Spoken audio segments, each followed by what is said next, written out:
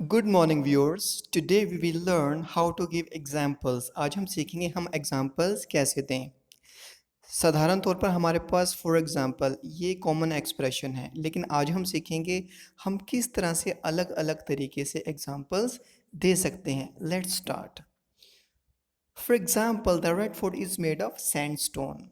उदाहरण के तौर पर जो रेड फोर्ट है वो सैंडस्टोन का बना हुआ है। For example the red fort is made of sandstone. For example, the red fort is made of sandstone. For instance, this skirt is as white as clouds. उदाहरण के लिए ये जो दही है इतना सफ़ेद है जैसे कि बादल। For instance, this skirt is as white as clouds. जब हम किसी को सिमिली सिखाते हैं ना, उसमें हम ये एग्जाम्पल दे सकते हैं। For instance this curd is as white as clouds. For instance this curd is as white as clouds. One example of this is the Taj Mahal. इसकी एक उदाहरण है Taj Mahal.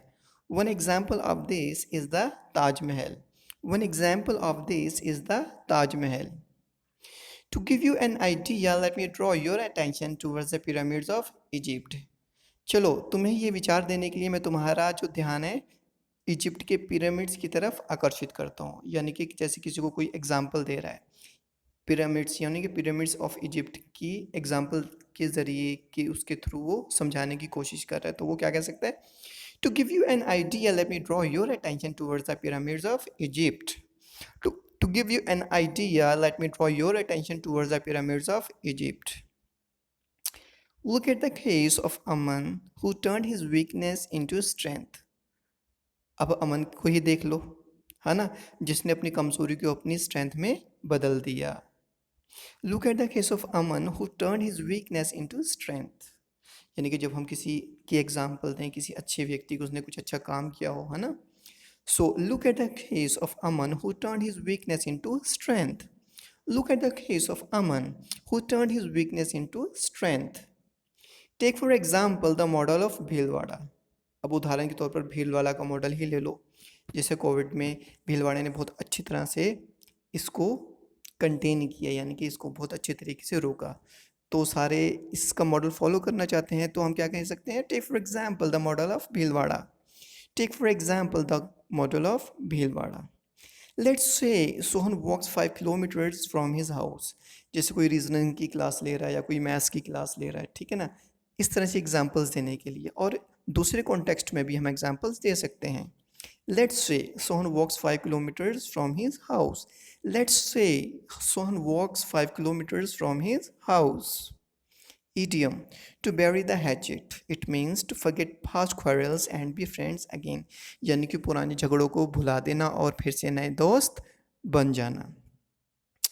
It is wise to bury the hatchet for the sake of humanity. यानी कि इंसानियत की खातिर हमें पुराने झगड़े ख़त्म कर देने चाहिए और नए फिर से दोस्त बन जाना चाहिए। किसकी खातिर?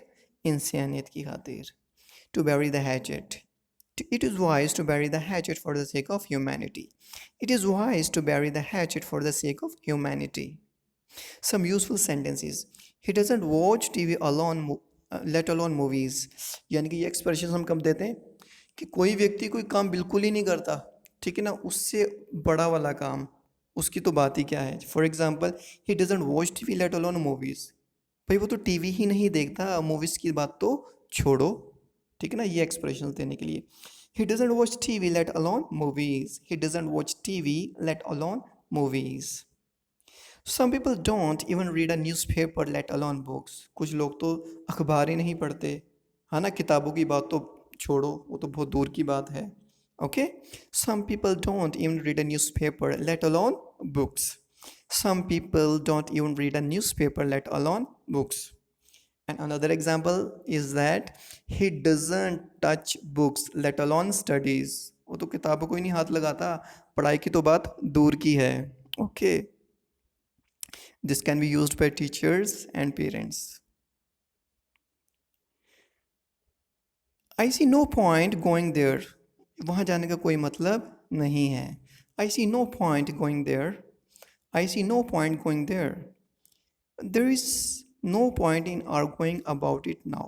कोई फ़ायदा नहीं है इसके बारे में बहस करके। There is no point in arguing about it now.